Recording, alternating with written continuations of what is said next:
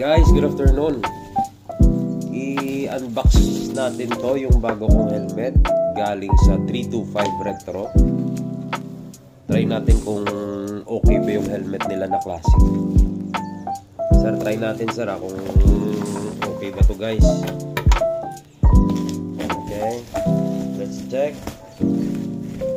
Yung anak ko na babae natatawa sa pinagagawa ko. Bakit tayo sabi niya is yung boses mo is pangit pakinggan. Ano kaya nila malalaman kung Ilonggo ka sa dahil ba sa paglalakad mo o ano ba yan? Pero guys, try natin to yan o. Isukat mamaya kung okay ba. Ito yung helmet is helmet Royal Premium Helmet XL size. XXL ba yun? Ano dapat XL to? Hindi XXL. Parang mali yata nakuha natin.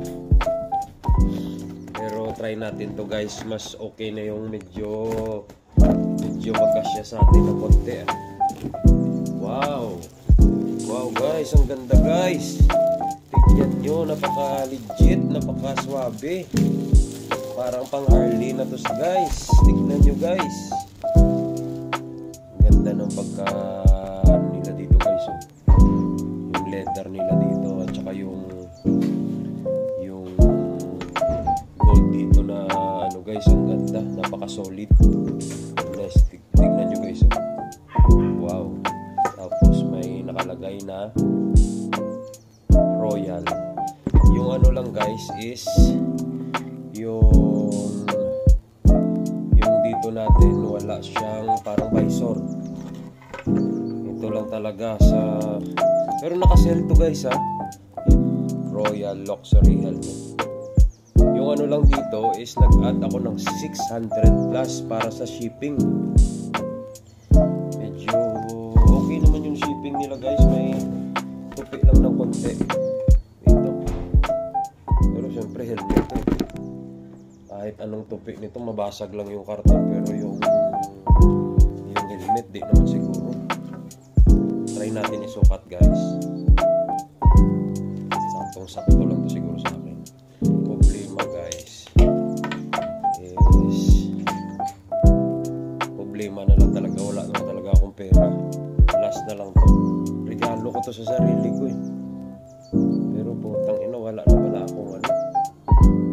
Ay sorry yung ano na foul words wala dyan.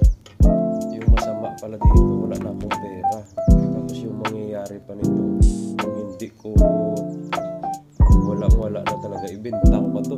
Ay hindi, joke lang guys pero maganda guys. Tignan nyo yung pagkagawa. Napaka-solid, napakatibay. Kahit isampas ko to sa ulo ng kalaban ko guys, hindi to maano. Tigas matibay yung pagkagawa ko guys ayun, tawang-tawa na yung anak ko guys. Hindi ko malaman kung ano yung tinatawa nito kasi first time na ako nag-vlog ng mga ganito pero syempre, di ba, worth it naman. At least makita ng iba dyan na ganito pala yung Retro 325 Retro. Ganda ng helmet nila guys, napaka-solid. Tatapos guys yung ano natin, yung vlog natin guys. Solid guys, idol, maraming salamat.